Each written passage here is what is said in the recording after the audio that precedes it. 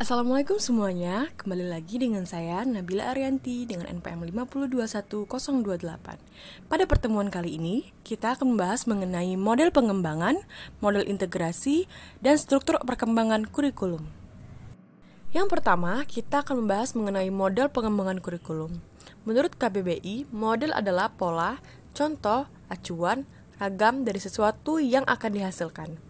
Jika dikaitkan dengan model pengembangan kurikulum, berarti merupakan suatu pola, contoh dari suatu bentuk kurikulum yang akan menjadi acuan pelaksanaan pendidikan atau pembelajaran.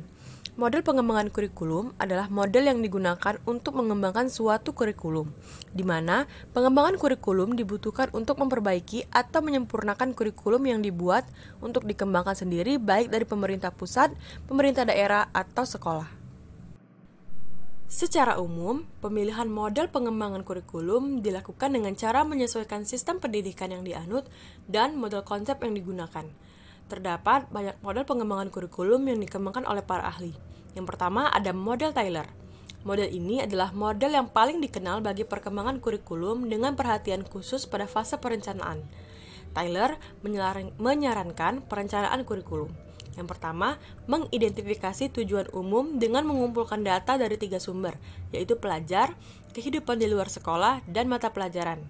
Kedua, memperbaiki tujuan-tujuan ini dengan menyaring melalui 2 saringan, yaitu filsafat pendidikan dan filsafat sosial di sekolah. Ketiga, tujuan umum yang lolos saringan menjadi tujuan-tujuan pengajaran sumber data yang dimaksud adalah kebutuhan dan minat siswa, analisis kelompok, dan mata pelajaran. Yang kedua adalah model Tabah. Tabah menggunakan pendekatan akar rumput atau grassroots approach bagi perkembangan kurikulum. Tabah percaya kurikulum harus dirancang oleh guru dan bukan diberikan oleh pihak berwenang. Menurut Tabah, guru harus memulai proses dengan menciptakan suatu unit belajar mengajar khusus bagi murid-murid mereka di sekolah dan bukan terlibat dalam rancangan suatu kurikulum umum. Tabah mencantumkan 5 langkah urutan untuk mencapai perubahan kurikulum sebagai berikut. Yang pertama ada producing pilot unit atau membuat unit percontohan yang mewakili peringkat kelas atau mata pelajaran. Kedua, menguji unit percobaan. Uji ini diperlukan untuk mengecek validasi dan apakah materi tersebut dapat diajarkan untuk menetapkan batas atas dan batas bawah dari kemampuan yang diharapkan. Langkah selanjutnya yaitu revisi dan konsolidasi. Unit pembelajaran dimodifikasi menyesuaikan dengan keragaman kebutuhan dan kemampuan siswa, sumber daya yang tersedia, dan berbagai gaya mengajar sehingga kurikulum dapat sesuai dengan semua tipe kelas. Selanjutnya, pengembangan kerangka kerja.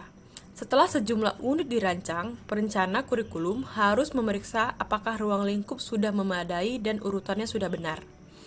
Setelah itu, memasang dan menyebarkan unit-unit baru. Mengatur pelatihan sehingga guru-guru dapat secara efektif mengoperasikan unit belajar mengajar di kelas mereka.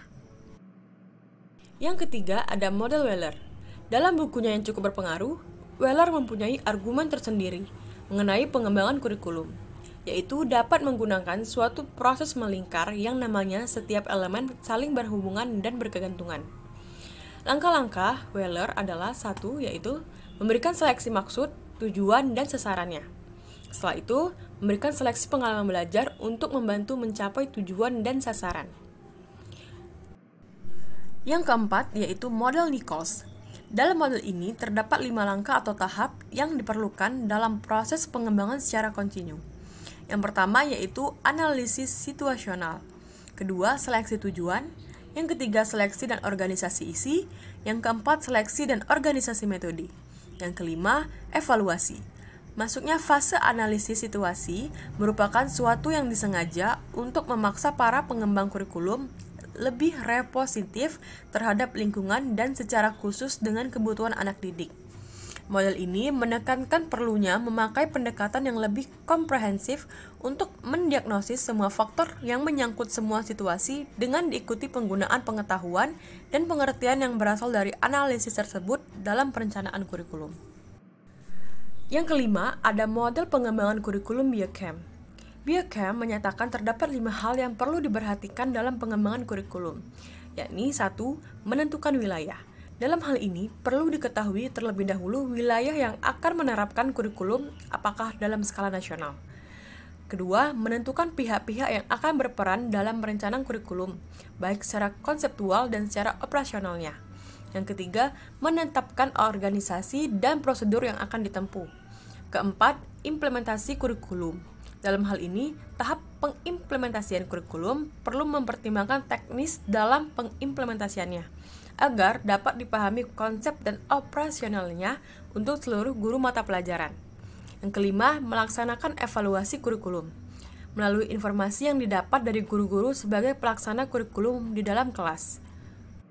Yang keenam, ada model seller. Model ini menunjukkan bahwa perencana kurikulum mulai dengan menentukan atau menetapkan tujuan sasaran pendidikan yang khusus dan utama yang akan mereka capai. Diputuskan kesempatan belajar yang tepat bagi masing-masing bidang kegiatan dan bagaimana serta kapan kesempatan ini akan disediakan. Akhirnya, perencana kurikulum dan guru terlibat dalam evaluasi. Mereka harus memilih teknik evaluasi yang akan digunakan. Seller dan Alexander mengajukan suatu rancangan yang mengizinkan 1. Evaluasi dari seluruh program pendidikan sekolah. 2. Evaluasi dari program evaluasi itu sendiri. Proses evaluasi memungkinkan perencana kurikulum menetapkan apakah tujuan sekolah dan tujuan pengajaran telah tercapai.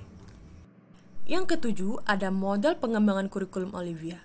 Olivia memberikan pemahaman bahwa kurikulum seharusnya bersifat sederhana, komprehensif, dan sistematik.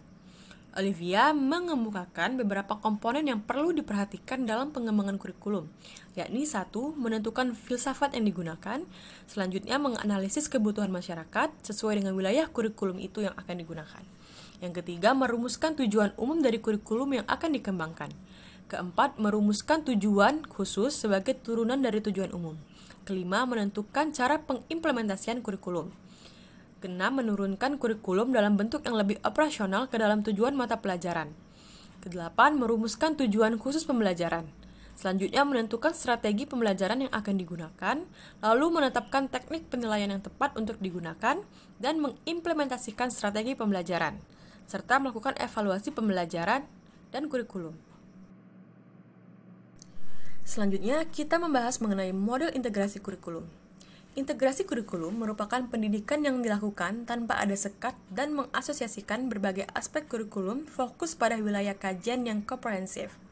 Fogarty mengemukakan beberapa model integrasi kurikulum, yaitu yang pertama, model fragmented, kedua, model connected, ketiga, model nested, keempat, model sequenced, kelima, model shared, keenam, model webbed, ketujuh, model tiered, kedelapan, model integrate, dan kesembilan, model immersive, dan yang ke-10 yaitu model network. Yang terakhir, kita membahas mengenai struktur kurikulum. Struktur kurikulum Merdeka SD disusun sistematika yang berbeda dengan penulisan struktur kurikulum sebelumnya. Yang pertama, dari segi sistem penulisan, yaitu beban belajar setiap mata pelajaran ditulis dalam pelajaran per tahun. Kedua, kurikulum SD terbagi menjadi 4 tabel, yakni kelas 1-2, gabungan 3-4, 5, dan yang terakhir kelas 6. Kemudian mata pelajaran. Mata pelajaran pendidikan agama diikuti oleh peserta didik sesuai agama masing-masing. Selanjutnya, muatan seni budaya disediakan oleh satuan pendidikan minimal 1 jenis. Ketiga, ilmu pengetahuan alam dan sosial mulai diajarkan di kelas 3 ke atas. Terakhir, alokasi waktu. Bahasa Inggris dan muatan lokal sebagai mata pelajaran pilihan paling banyak 2 JP per minggu atau 72 JP per tahun. Baiklah, itulah penutup pertemuan kita pada kali ini mengenai model pengembangan, model integrasi, dan struktur kurikulum. Semoga kita dapat bertemu lagi di pertemuan selanjutnya. Terima kasih. Wassalamualaikum warahmatullahi wabarakatuh.